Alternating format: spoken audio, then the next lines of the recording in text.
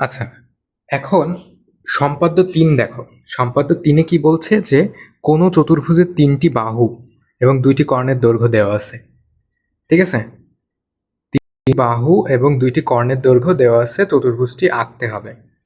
এখন আমাদের তো গত যেই সম্পাদ্যটা ছিল এখানে তো ৪ টা বাহু আর ১ টা কর্ণ দেওয়া ছিল, তাই না? সেভাবে আমাদেরকে ওইটা আঁকতে হইছে। এখন আমরা কিভাবে আঁকতে পারি যদি আমাদের ৩ টা বাহু থাকে এবং ২ টা কর্ণ থাকে তাহলে? এই যে আমরা কিন্তু গতবারের মতো একটা সিমিলার ব্যাপার কিন্তু এখানে আছে। এখানে আমরা একটা কর্ণ কিন্তু নিয়ে নিয়েছিলাম। সো এইটার কেসেও আমরা কিন্তু প্রথমে একটা কর্ণ নিয়ে তারপরে আমরা ২ টা বাহু এবং আরেকটা কর্ণ নিয়ে কিন্তু আমরা ওইটাও আঁকতে পারি।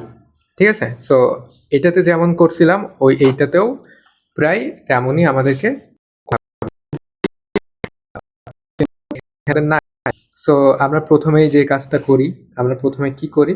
আমরা প্রথমেই একটা তল এঁকে নিই, অর্থাৎ যেইখানে আমরা যেই তলটার উপরে আমরা চতুর্ভুজটা আঁকবো সেটা আমরা প্রথমে এঁকে নিই। এটা হচ্ছে আমাদের প্রথম কাজটা। এইবার তারপরে আমরা কি করি? তারপরে আমরা এই যে কর্ণ আছে, ঠিক আছে, এই কর্ণটার মাপ নিয়ে আমরা কি প্রথমেই আগে কর্ণ আঁকিয়ে নেব। প্রথমে কেন কর্ণ আঁকিয়ে নেব আমরা এর আগের সম্পাদ্যতে কিন্তু বলছিলাম। সো এই যে কর্ণটা আঁকিয়ে এখানে কপি করে দিলাম। সো এই হচ্ছে আমাদের কর্ণ। তো একটা কর্ণ কিন্তু আমাদের চলে আসছে। এখন আমরা কিন্তু বলেছিলাম যে এটার উপরে একটা ত্রিভুজ এবং নিচে একটা ত্রিভুজের মতো আঁকালেই কিন্তু হয়ে যাবে, তাই না?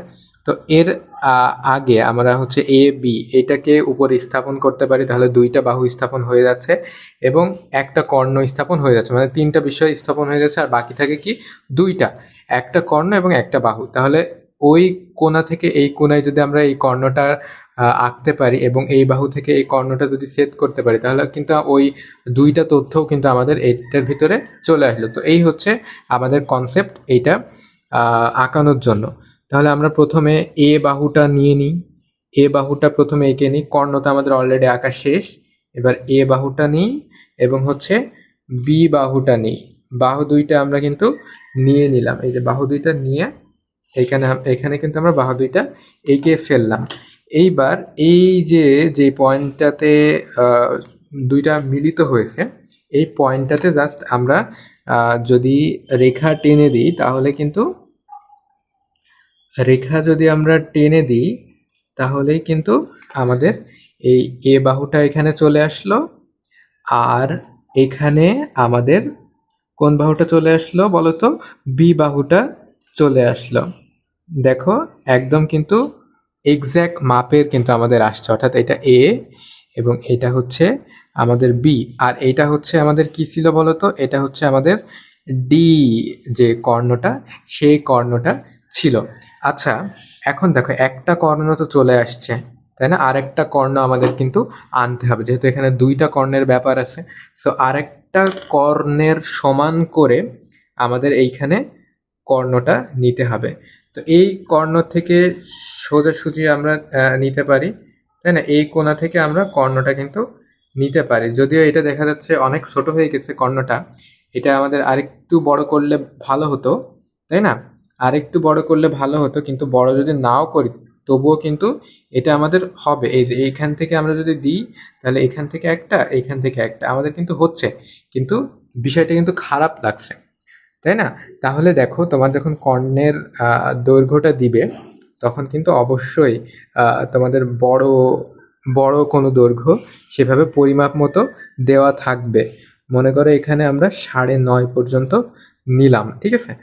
তো ৯.৫ তোমাদের অবশ্যই প্রশ্নে কিন্তু সকল উপাত্ত দেওয়া থাকবে, অর্থাৎ কোন বাহুর দৈর্ঘ্য কত এবং কর্ণের দৈর্ঘ্য কত, কিংবা কোণ দেওয়া থাকলে কোণের মাপ কত, এইগুলা কিন্তু তোমার প্রশ্নে দেওয়া থাকবে। ঠিক সে অনুযায়ী তোমাকে ওই যেগুলো দেওয়া আছে সেগুলাকে খাতার উপরে কি অঙ্কন করে নিতে হবে। এটা হচ্ছে তোমার প্রথম কাজ। তারপরে কিন্তু আমরা এই কাজটা সহজে করতে পারি। আচ্ছা, তো এইবার আমরা কি নেব? সমান করে নেব। এই যে সমান করে নিলাম, এটা ৯ সেন্টিমিটার।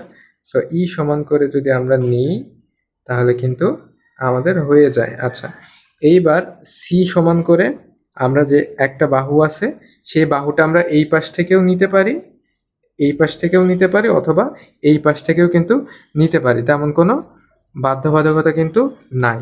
তাহলে দেখো আমরা যদি এখানে এ বি সি, এই যে এই এতটুকু আমরা নিছি কেটে, এই পর্যন্ত আমরা সি নিছি, তাই না? তাহলে এইখান থেকে এই পর্যন্ত যদি আমরা যোগ করে দিই, এখান থেকে এই পর্যন্ত যদি যোগ করে দিই, দেখো 5 সেন্টিমিটার, অর্থাৎ সি এর সমান কিন্তু হচ্ছে। দেখো 5 সেন্টিমিটার অর্থাৎ সি এর সমান কিন্তু হচ্ছে। আর একটা আমরা এমনিতেই যোগ করে দেব, এটা অপর আর একটা বাহু যেহেতু দেওয়া নাই, আমাদের শুধু 3টা বাহুই দেওয়া আছে, এ বি আর সি, তাহলে এ বি সি স্থাপন হয়ে গেল।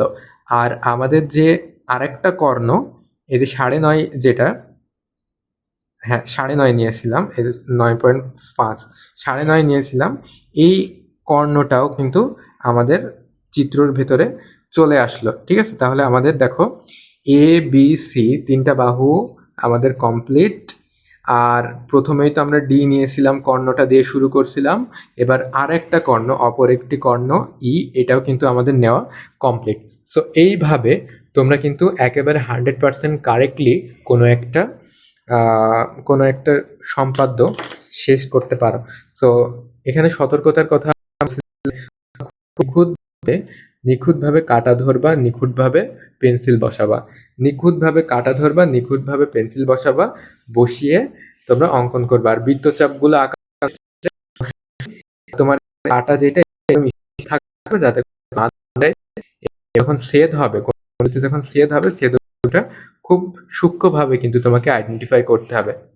আর যোগ করার সময়ও তোমাকে কি করতে হবে, যোগ করার সময় খুব সতর্কতার সাথে ধরে কিন্তু যোগ করতে হবে, যেন সরে না যায়। ঠিক আছে, এই সতর্কতাগুলো তোমাকে অবলম্বন করতে হবে কোনো একটা সম্পাদ্য অঙ্কনের সময়। তাহলে প্রথম থেকে বলি, প্রথমে তোমার যে তথ্যগুলা প্রশ্নে দেওয়া থাকবে সেই তথ্যগুলা প্রথমে এঁকে নিতে হবে, এঁকে খাতায় নিতে হবে। তারপরে কি করতে হবে, তারপরে তুমি একটা ভূমি অবশ্যই ধরবা, তাই না? যেটার উপরে তুমি অঙ্কন করা শুরু করবা। তো ভূমি একটা নিবা, আমরা ভূমি কি নিই সবসময়, দেখা যাচ্ছে বি ই নিই। তাহলে এটা যদি বি হয়, এটা এ হবে, তাহলে এটা কি হবে, এটা অবশ্যই কি এ বি, এটা হবে সি, এটা হবে ডি। ঠিক আছে, আর এখানে তোমার সবই ওকে আছে। আচ্ছা, তাহলে তোমাকে অবশ্যই এটা মাথায় রাখতে হবে যে যখন তুমি আঁকাবা তখন প্রথমে একটা রশ্মি ধরে নিবা, তারপরে তুমি এক এক করে সকল যে ডেটাগুলা, সকল যে পরিমাপগুলা, ওই পরিমাপগুলো এক এক করে স্টেপ বাই স্টেপ বসাইতে বসাইতে তোমার সম্পাদ্যটা সম্পন্ন করতে হবে।